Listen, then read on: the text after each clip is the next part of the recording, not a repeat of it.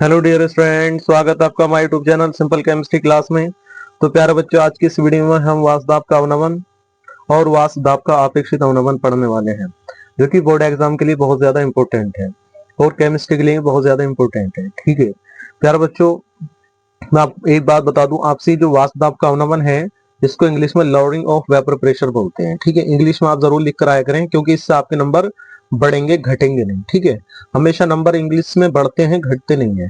ठीक है, और एक बात और बता दूं, यदि आप वासदाब का अवनमन समझ गए, ठीक है, तो वासदाब का अपेक्षित अवनमन अपने आप समझ में आ जाएगा। ठीक है, यदि आपको वासदाब का अपेक्षित अवनमन समझना है तो आप वासदाब के अवनमन को समझ लीजिए। ठीक है, तो इस प्रकार से यदि आप करके आते हैं तो आप जो है आपको बहुत ज्यादा इससे फायदा होने वाला है। ठीक है, वासदाब का अवनमन बोलते हैं, इससे क्या बोलते हैं, इसको वासदाब का अवनमन। यदि आप इसको समझ गए तो आप वासदाब का अपेक्षित अवनमन समझ जाएंगे। ठीक है, तो प्यारे बच्चों, इस वीडियो को स्टार्ट करने से पहले मेरी आप सभी से एक रिक्वेस्ट है, यदि आपने मेरे चैनल को सब्सक्राइब नहीं किया है तो प्लीज मेरे चैनल को सब्सक्राइब कर लें और बेल आइकन को प्रेस कर लें, ताकि नेक्स्ट वीडियो की नोटिफिकेशन सबसे पहले आप तक पहुंच सके। तो चलिए स्टार्ट करते हैं। वासदाब का अवनमन क्या कहते हैं इसको? वासदाब का अवनमन लोअरिंग ऑफ वेपर प्रेशर बोलते हैं इसको। ठीक है, तो लिखकर किस प्रकार से आना है जरा ये समझ लो आप। देखिए, लिखना इस प्रकार से है, किसी शुद्ध विलायक की, ठीक है, विलायक लेना है शुद्ध, तो किसी शुद्ध विलायक के वासदाब तथा अवासशील विलेय पदार्थ के द्वारा बने विलयन के वासदाब के अंतर को, ठीक है, अंतर को याद रखना, अंतर को उस विलायक के वासदाब का अवनमन कहते हैं। इस प्रकार से लिखकर आना है। ठीक है, तो मैं आपको फिर दोबारा से इसको समझाऊंगा, जरा ध्यान से सुनना आप। ठीक है, किसी शुद्ध विलायक, तो शुद्ध विलायक लेना है, ठीक है, उसका वासदाब लेना है, राइट। उसके बाद उसके अंदर आपको क्या मिला देना है? अवासशील विलेय पदार्थ मिला देना है। ठीक है, तो जैसे आप उसके अंदर अवासशील विलेय पदार्थ मिला दोगे, ठीक है, तो जो विलयन बनेगा उसका वासदाब, ठीक है, तो जो उसका वासदाब होगा उसके वासदाब को विलयन के शुद्ध विलायक के वासदाब में से घटा देना है, यानी कि उनका अंतर कर देना है। उस विलायक के वासदाब का अवनमन कहते हैं, उसे विलायक के वासदाब का अवनमन कहते हैं। इस प्रकार से आपको लिख कर आना है, राइट है, समझ में आ गया होगा। ठीक है, ध्यान से अब आपको ये बात समझनी है, माना शुद्ध विलायक का वासदाब पी नोट ए तथा अवासशील विलेय पदार्थ के द्वारा बने विलयन का वासदाब पी ए हो, तब क्या करना है? ठीक है, तब क्या करेंगे उससे पहले एक बार फिर हम इसको समझ लेते हैं। माना शुद्ध विलायक का वासदाब पी नोट ए तथा अवासशील विलेय पदार्थ के द्वारा जो विलयन बना था उसका वासदाब पी ए हो, तब क्या होगा? ठीक है, समझो, मैं आपको फिर दोबारा से रिपीट करूंगा, ध्यान से सुनना। किसी शुद्ध विलायक के वासदाब का वासदाब तथा अवासशील विलेय पदार्थ के द्वारा बने विलयन के वासदाब के अंतर को उस विलायक के वासदाब का अवनमन कहते हैं। अब माना कि शुद्ध विलायक का जो वासदाब है पीनोटे है तथा अवासशील विलेय पदार्थ के द्वारा जो विलयन बना है, विलयन का वासदाब पी ए हो, तब तो क्या, तो वासदाब का अवनमन आ जाएगा कि जो शुद्ध विलायक का वासदाब था, ठीक है, उसमें से जो आपने अवासशील विलेय पदार्थ मिला दिया था, तो उसके बाद विलयन बना था, ये उसका वासदाब है। यानी कि शुद्ध विलायक के वासदाब में से आपको अवासशील विलेय पदार्थ के द्वारा बने विलयन के वासदाब को घटाने पर, ठीक है, आपने उसको घटा दिया है, तो घटा करके जो आएगा उसे हम वासदाब का अवनमन कहते हैं। यानी कि कहना मतलब ये है कि वासदाब का नाम पी नोट माइनस पी ए होता है, यहां से लेके यहां तक होता है। ठीक है प्यारे बच्चों, तो ये वासदाब का अवनमन है। हाँ, आपको उसके बाद लिखना आना है वेयर, जहां पी नोट शुद्ध विलायक का वासदाब, मैंने अभी आपको ऊपर भी बताया था और मैंने यहाँ आपको यहाँ भी लिखकर बता दिया। ठीक है, नीचे भी होता है पी ए बराबर विलयन का वासदाब। ठीक है, तो ये जो विलयन का वासदाब है मैंने आपको बताया था ऊपर कि जब आप शुद्ध विलायक के अंदर अवासशील विलेय पदार्थ मिला दोगे तो जो विलयन बनेगा ये उसका वासदाब है पी ए।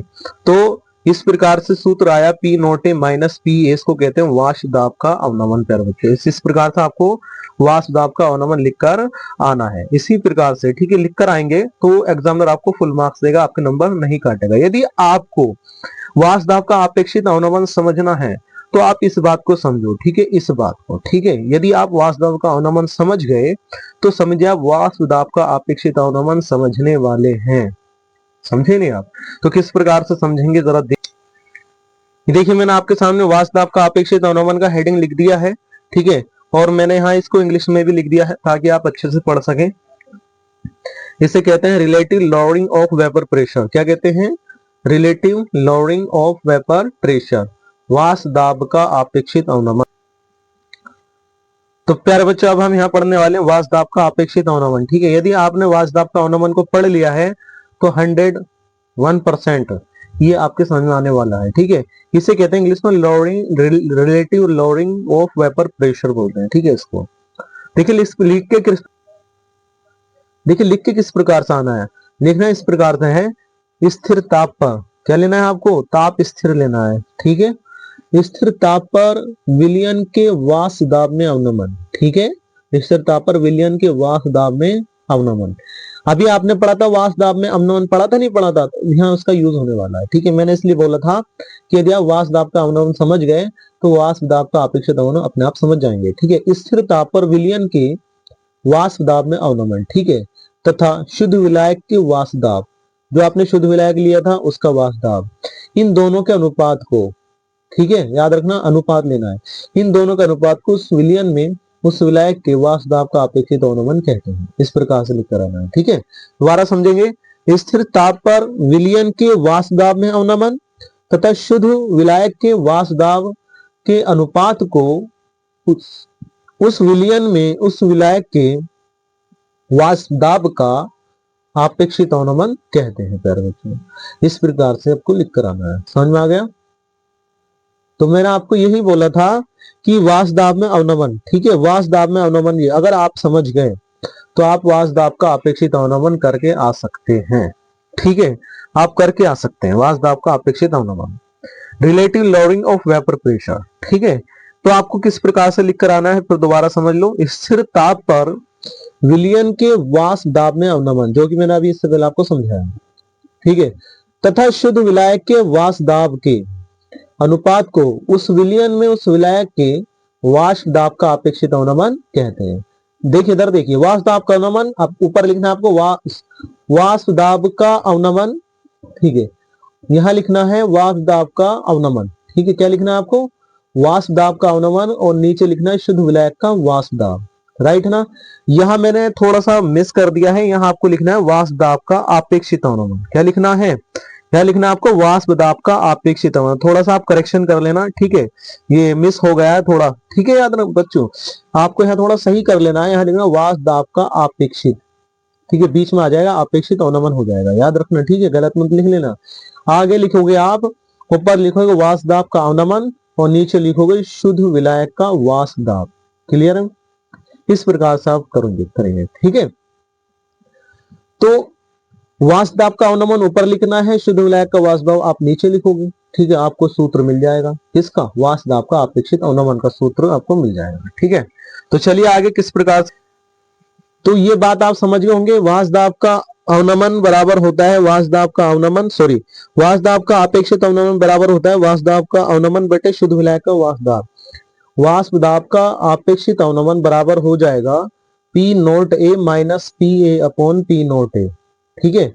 ऊपर क्या है? P nought A minus P A, P nought A minus P A, इसे कहते हैं वाष्प दाब का अवनमन, जो कि मैंने अभी इससे पहले आपको समझाया था, ठीक है। नीचे आ जाएगा पी नोट ए, जिससे हम कहते हैं शुद्ध विलायक का वाष्प दाब। यही बोला है कि वाष्प दाब का अवनमन और शुद्ध विलायक के वाष्प दाब, इन दोनों के अनुपात को वाष्प दाब का अपेक्षित अवनमन कहते हैं। तो यहाँ आपको अपेक्षित लिख लेना है यहाँ भी, ठीक है। तो ऊपर अपेक्षित रह गया है लिखने से, इसलिए आप यहाँ पर अपेक्षित लिख लेना है आपको, ठीक। तो इस प्रकार से आप वाष्प दाब का अपेक्षित अवनमन लिखकर आएंगे। तो ये जो सूत्र मिला है आपको वाष्प दाब का अपेक्षित अवनमन का, P nought A minus P A upon P nought A हो जाएगा। ये सूत्र जो है ना, इसे कहते हैं वाष्प दाब का अपेक्षित अवनमन का सूत्र बोलते हैं प्यारे बच्चों। इसकी एक परिभाषा और है, ठीक है, चलो मैं उसको भी समझा देता हूँ। यदि आप दो दो परिभाषाएं करके आओगे तो आपके नंबर और भी अच्छे आ सकते हैं, ठीक है। यदि लॉन्ग में आ जाए तो आप दोनों परिभाषाओं को लिख कर आइए, यदि शॉर्ट में आता है तो एक परिभाषा को आप लिख कर आना। चलिए देखिए, और मैंने लिख दिया यहाँ पर, और मतलब या तो इससे ऊपर वाली परिभाषा या आप इससे ये वाली परिभाषा कोई सी भी लिख कर आ सकते हैं। और आपको अगर दोनों समझ में आ गई हैं तो आप दोनों भी लिख कर आ सकते हैं। लिखें किस प्रकार से, स्थिर ताप पर, ताप कैसे लेना, आपको स्थिर लेना, स्थिर ताप पर किसी अवाशशील विलय युक्त विलयन में उस विलायक के वाष्प दाब में आपेक्षित अवनमन, ठीक है, विलयन में विलय के मोल प्रभाज के बराबर होता है। समझे, स्थिर ताप लेना, ये बात याद रखनी है, ताप आपको लेना है स्थिर ताप पर किसी अवाशशील विलय युक्त विलयन में, आपको विलयन बनाना है किसका, अवाशशील विलय युक्त पदार्थ ले लेना है, ठीक है, विलयन बना लिया आपने, तो उस विलायक के वाष्प दाब में, यानी कि विलायक जो है उसके अंदर उसका वाष्प दाब में आपेक्षित अवनमन जो होगा, जो विलयन है, विलयन के अंदर जो विलय है उस विलय के मोल प्रभाज के बराबर होता है। ये परिभाषा भी लिखकर आ सकते हैं।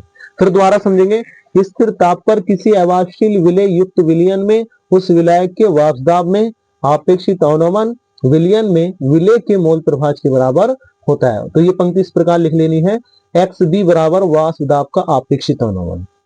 एक्स बी कहते हैं विलय का मोल प्रभाज। मैंने इसके लिए एक वीडियो बना रखा है, वो जाकर देख लेना, क्योंकि मैंने मोल प्रभाज के बारे में बता रखा है, वीडियो बना रखी है। आपको इसके बारे में ज्यादा जानकारी वहां से मिल जाएगी, आपको पता चल जाएगा कि विलय और विलायक दोनों का मोल प्रभाज जो होता है उन दोनों का योगफल एक होता है, ठीक है, आप देख लेना वहां पर वीडियो में जाकर, ठीक है। तो एक्स बराबर वाष्प दाब का अपेक्षित अवनमन, ठीक है, जो विलय का मोल प्रभाज है वो विलयन में वाष्प दाब के अपेक्षित अवनमन के बराबर होता है। तो एक्स बी हो गया विलय का मोल प्रभाज बराबर ये वाष्प दाब का अपेक्षित अवनमन का सूत्र आप क्या लेकर आए थे, इससे पहले वाली परिभाषा में आया था P nought A minus P A upon P nought A, ठीक है प्यारे बच्चों, ये सूत्र आया था, समझ गए आप, P nought A minus P upon P A. तो ये यहां से एक बात क्लियर हो गई है कि किसी स्थिर ताप पर किसी अवाशशील विलय युक्त विलयन में उस विलायक के वाष्प दाब में अपेक्षित अवनमन, ठीक है, अपेक्षित विलयन में विलय के मोल प्रभाज के बराबर होता है। एक्स बराबर वाष्प दाब का अपेक्षित अवनमन, ठीक है, एक्स बराबर P nought A minus P A upon P note है। तो P nought A minus P ए इसको कहते हैं हम वाष्प दाब का अवनमन, ठीक है। और जब आप इसके नीचे पी नोट ए और लिख देते हो तो इन दोनों के अनुपात को हम कहते हैं वाष्प दाब का अपेक्षित अवनमन। एक्स बराबर P nought A minus P upon P nought A, तो वाष्प दाब का अपेक्षित अवनमन हो जाएगा, ठीक है। इस प्रकार से यदि आप लिख कर आते हो तो प्यारे बच्चों आपके फुल मार्क्स आएंगे, एग्जाम में अपने नंबर भी नहीं काटेगा। तो लिखने का तरीका मैं आपको बता ही रहा हूँ, ठीक है। तो प्यारे बच्चे यदि वीडियो अच्छी लगी है तो प्लीज वीडियो को लाइक कीजिए, कमेंट कीजिए और दोस्तों में शेयर कीजिए। मिलते हैं नेक्स्ट वीडियो में।